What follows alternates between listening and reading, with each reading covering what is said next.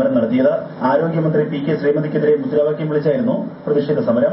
എസ്എഫ്ഐയുടെ പേരിൽ നടത്തിയ സമരത്തിൽ സംഘടനയുടെ പതാകയും ഉപയോഗിച്ചിരുന്നു. എന്നാൽ പാർട്ടി മന്ത്രിക്കെതിരെ വിദ്യാർത്ഥി സംഘടന തന്നെ രംഗത്തുവന്നുവെന്ന വിമർശനമുയർന്നതോടെ വിശദീകരണവുമായി എസ്എഫ്ഐ നേതൃത്വം രംഗത്തെത്തി.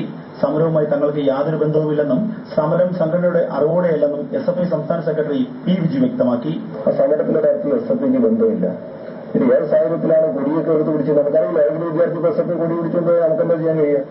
യഥാർത്ഥത്തിൽ ഈ തെരഞ്ഞെടുപ്പ് ലക്ഷ്യം വെച്ചുകൊണ്ട് ആയുർവേദ മേഖലയ്ക്കകത്തൊരു ആശങ്ക സൃഷ്ടിക്കാൻ വേണ്ടിയിട്ട് ഗവൺമെന്റ് ഇറക്കാത്തൊരു ഉത്തരവിനെ ആവശ്യമില്ലാത്തൊരു പ്രതിഷേധം. തുടർന്ന് എസ്എഫ്ഐ നേതൃത്വം സമരത്തിൽ തള്ളിപ്പറഞ്ഞതിൽ പ്രതിഷേധിച്ച് തിരുവനന്തപുരം, തൃപ്പൂണിത്തുറ, ഒല്ലൂർ, കോട്ടയ്ക്കൽ, കണ്ണൂർ കോളേജുകളിലെ യൂണിറ്റ് സെക്രട്ടറിമാരും പ്രവർത്തകരും രാജിവെച്ചതായി അറിയിച്ചു.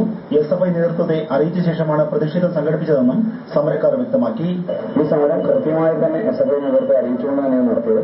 ഇത് ആരെയും പരിപാടിത്തേക്കുന്നതിനോ അല്ലെങ്കിൽ വേറൊരു പുറത്തുള്ള ഒരു സംഘടനയുടെ പിൻബലത്തിലല്ല ചെയ്തത്. ഇതിൽ രാജിവെച്ച് മാറി നിൽക്കുക എന്ന് മാത്രമാണ് നിലവിൽ തീരുമാനിച്ചിരിക്കുന്നത്. India vision, Thiruvananthapuram.